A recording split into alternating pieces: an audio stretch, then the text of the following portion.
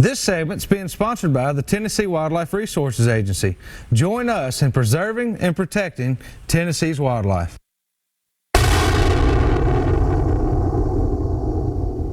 The other day, my son was able to harvest his very first turkey, and I tell you, I don't know which one of us was more excited.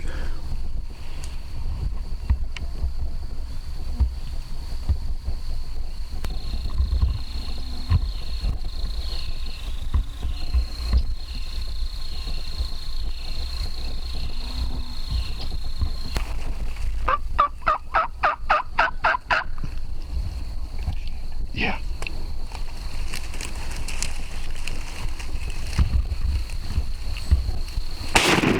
We hunted that turkey for several days, and it was a constant daily struggle. But finally, we were able to line our plans up with his, and Garrett was able to close the deal. But you know, many times life can mimic that. Seems like a constant daily struggle, a never-ending roller coaster. In the book of James, he tells us that when life seems to be doing that for us, it's probably because of where we are. He tells us in James chapter 4, verse 8, draw near to God, and He will draw near to you. If life seems like it's that struggle, a never-ending roller coaster, take a moment and see where you are. Are your plans lining up with His? It may be time to readjust so that you can close the deal. Our prayers are continuing to be with you. We pray that you are safe and healthy. Thank you for watching this week. Always remember, keep shooting straight. All right, welcome back, everybody. I want to let y'all know you can go ahead and call in now with your own questions and comments. Give us a call here at 615-737-7767. And while we're waiting on those calls, Mike, you had a couple of lake reports for us tonight. I've got some good lake reports. I think things are about to happen again. I heard from Steve McAdams and Lonnie Hodge over on Kentucky Lake, where they're after crappie, of course. And crappie are ranging from these two fellows anywhere from about 8 to 12 feet, and there's some big females that are posted up. It's just where the water's been up and down in the cold water, like they're a little further out we were talking about with the turkeys. They're a little further out. They're still in some of the creek mouths and mouth of Big Sandy there at Tennessee, and getting some long line action. And Lonnie's actually gotten some on some stake beds. So, but Lonnie is a true fisherman. And then we go there. They're holding the lake, by the way, at 3:59, which is normally summer pool starting May 1st. Okay. So TVA is helping them out too.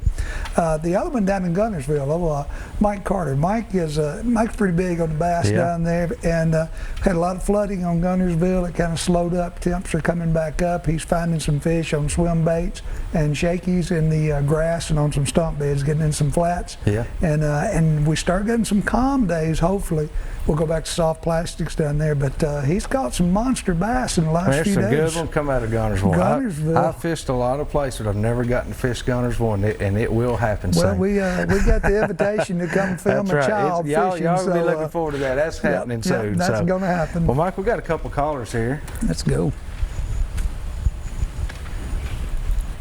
Johnny, how are you doing tonight? Johnny? Hello. How are you tonight? What's going on, Brandon? Doing good. How are you, man? Pretty good. I wish your dad happy birthday, man. I appreciate it. I'm sure he's watching right now. Oh, yeah. I got a question. How about this spoon bill? Is it time for them to start snagging? I know of a few people that do that. To be honest, I don't know as much about the timing on it right now. I don't want to tell you wrong. I do know one person that does it that I know was out snagging the other day. I don't know if he did any good. But I heard open the 24th. Okay. Well, I don't know what they're doing. Again, that's just something that's kind of out of my realm, and I just don't know as far as telling you what they're doing right now. But I tell you what I'll do. I'll talk to some people that know and find out for you. Is the fish biting? Yeah. Yep. Yeah, and the fish are biting. I can tell you that. Well, I need a guy that's going to try to fish over the big hybrid rockfish. I never caught one of them before. There's a lot of hybrid being caught right now, I can tell you that. Now, on Percy Priest Lake, catching a lot of hybrid. Center Hill Lake, catching a lot of hybrid. Seeing some guys with good mixed bags on Priest, hybrid, and crappie. And to get your bow out, there's a lot of slack water bow fishing going on right now. A lot of bow fishing going on right now, too. But your fish are definitely biting very good right now. Okay, I appreciate it, man. Yeah, not a problem. Thank you for calling. Have a good night. We'll have to get some information on that. Dean, how are you doing tonight? All right, okay, man. How can we help you Can you hear tonight? Yes. I want to know what you can tell me about the Asian carp. Well, that has been an ongoing battle now, obviously, for several years at this point in time. They are starting to find them, unfortunately, in waters that they were not finding them in before.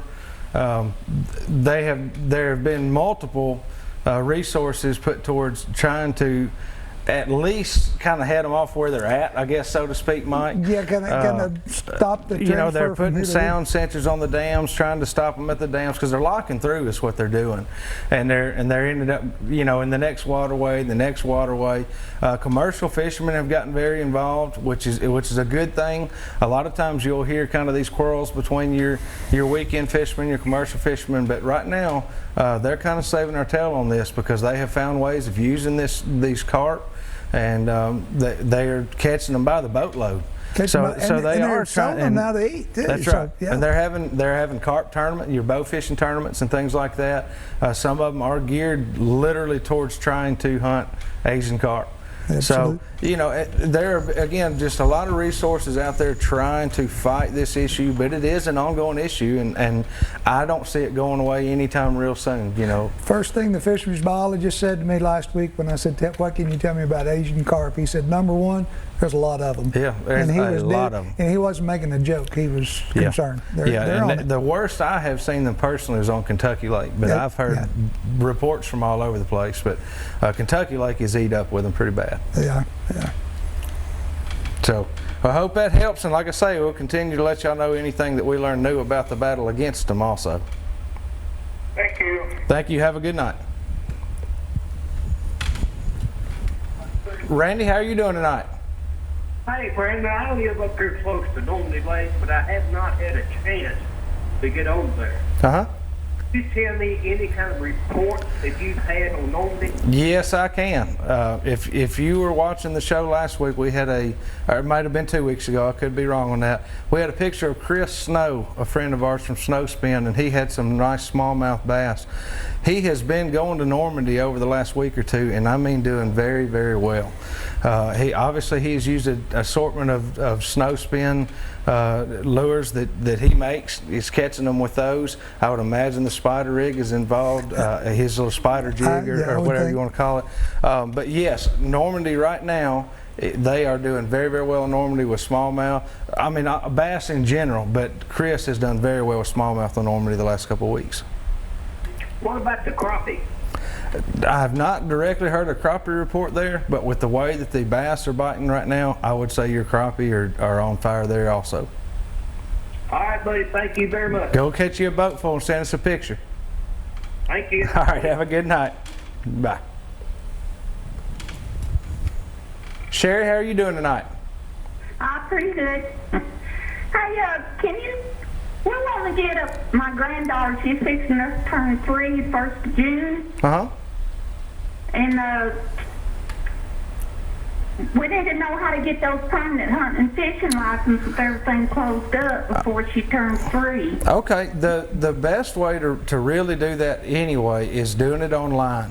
If you have a way to get online and go to the TWRA website, you can go to tnwildlife.org, and they will give you links at that point to go over to what I believe is called GoOutdoorsTennessee.com.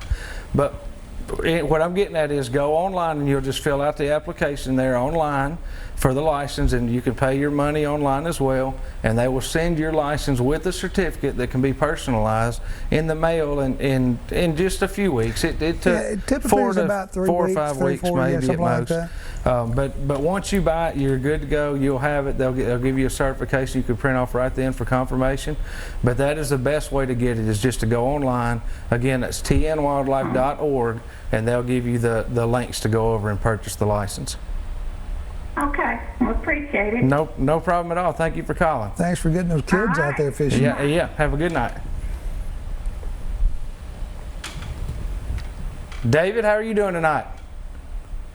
I'm doing pretty good. How you doing? Doing great. We appreciate you calling. How can we help you tonight? I live in southern Kentucky. It's right on the Tennessee border, kind of. Uh-huh. I like to do trout fishing. Where's some of the best places for trout fishing at around I'm in Auburn, Kentucky is where I'm from. Okay, we had a picture from there tonight on the show. I tell you what, how far are you? I don't know exactly where you're at. How far are you from the Dale Hollow? Dale Hollow, it's probably 40, 50 miles. Okay. Like that. One of the best places in that area as far as just going and catching trout and having a good time is basically just right above the Dale Hollow hatchery there. And I spent a lot of time there when I was in college going down there fishing with buddies. And it's a good time now. It's not a backwoods, hike in there. It's just a trout stream that is there in behind the hatchery, but it's a great place to go fish and just have a good time and enjoy the outdoors. So I would tell you to start out right there as far as trout in that area, and check with some of your other local guys, and they could probably help you direct you towards some other streams. Now I like to trout fish, but I'm usually in Middle Tennessee. If you can make it down around the Caney Fork River, that is probably my favorite place in the area to trout fish. Or if you make your way to East Tennessee, try out the Hiwassee River. I also really enjoy fishing the Hiwassee. Yeah, I'm originally from Georgia, and we had a lot of streams that we fished up to like Tennessee area. Uh-huh. And we had a lot of luck down there. But like I said, I've been up here 12 years now, and I'm just now finding a few trout streams around here and stuff that. Yeah, there are a few here in southern Kentucky. And you also want to check, and now I'm speaking for TWRA, maybe not as much on Kentucky waters, but TWRA, you can look and find out it's a put and take trout fishery here in the state of Tennessee for the most part. And so they will actually give you a schedule if you'll look online with TWRA, and it'll tell you their stocking program. And there's got to be some waters near you where they will stock once a year as well. And you can get the schedule for that and be able to go down there and fish once they stock those particular waters. All right. Well, I appreciate it. I'll get off of here and let somebody else. Well, good luck to you. We appreciate you calling. Thank you very much for calling tonight. Thank you. Have a good night. Bye. All right, guys, let's go on over and do this week's tip of the week. This week's tip of the week is being sponsored by our friends over at Phoenix Custom Quality Rods. Y'all can check them out at phoenixrods.com, and they're located in California, but right here in the great state of Tennessee. Call Mr. Jim Brewer at 931-213-1455, and he can get one put in your hands today, and you'll see what we've been talking about for so long. Good rods. All right, Mike, what you got for us tonight, buddy? Well, going in from fishing into turkey into, let's talk about deer hunting for just a minute. We deer hunters are always looking for a good way to save money, and we go out and we run our cameras. Now, I run 365 days a year with cameras, and I call it 365 deer. Every time I go out, I replace 8 batteries per camera, 20 cameras. It's a lot of batteries. A lot of batteries. And I got a tip the other day from a guy, and if I knew your name, I'd give you the credit. I'm sorry, I'll try to find it. But he takes an ohm meter with him because you got 8 batteries in there, and he said most of the time he's finding it's 1 or 2 batteries. So you're replacing 1 or 2 instead of 8. That adds up pretty quick when you run as many cameras as we do, don't it? It surely does. It surely does. But I thought that was a great tip to save a little money. Matter of fact, I'm running my cameras this weekend. I have my own meter with you, Archie. All right. Well, guys, hope you enjoyed that tip. We'll be right back here in just a minute with some more Southern Woods and Waters.